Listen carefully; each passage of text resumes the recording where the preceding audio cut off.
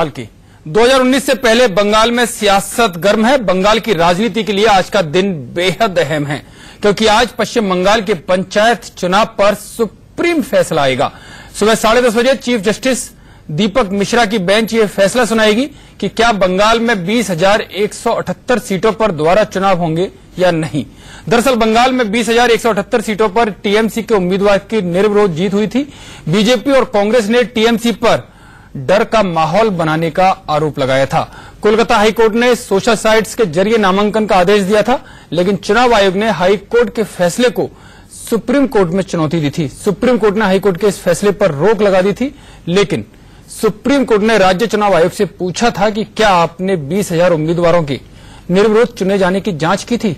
Supreme court ने सवाल उठाते हुए यह भी कहा था कि इतने उम्मीदवारों की जीत चौंकाती है।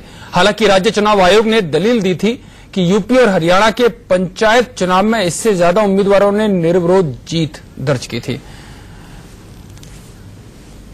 इस पर और ज्यादा जानकारी के लिए हमारे साथ आशीष सिन्हा जुड़ गए हैं लाइव हमारे साथ। आशीष, कब तक ये फैसला आएगा? और जो चुनाव आयोग, जो पश्चिम बंगाल के चुनाव आयोग ने एक दलील दी थी कि उत्तर प्रदेश और हरियाणा में इससे भी ज्यादा लोगों की निर्विरोध जीत हुई है, तो इस पर जो दलील दी थी, लेकिन इस पर कभी कोई विपक्षी पार्टी उन फैसलों के खिलाफ नहीं गई थी। लेकिन यहां पर शायद पहली बार ऐसा हो रहा है कि कांग्रेस और बीजेपी दोनों ने कैसे आपत्ति दर्ज कराई थी।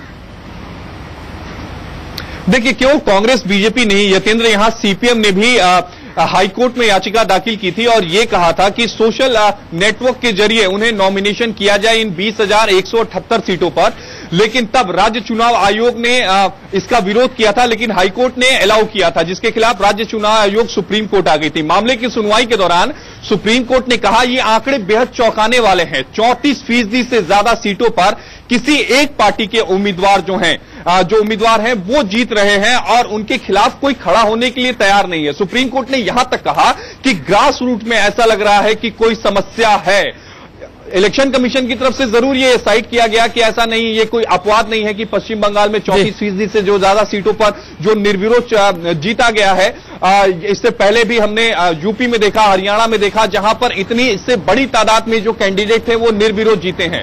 लेकिन यहां पर सबसे अहम बात है कि अगर आज सुप्रीम कोर्ट रीपोल के लिए कहता है, यानी 20,178 सीटों पर दोबारा मतदान के लिए कहता है, तो ये पश्चिम बंगाल सरकार के लिए एक बड़ा झटका होगा, टीएमसी के लिए बड़ा झटका होगा, क्योंकि जो विपक्ष की पार्टियां हैं, कांग्रेस, बीजेपी और सीपीएम, वो लगातार इस बात को उठा रही हैं कि टीएमसी कार्यकर्ताओं की हिंसा, गुंडागर्दी की वजह से उनके जो उम्मीदवार हैं वो नॉमिनेशन फाइल नहीं कर सके।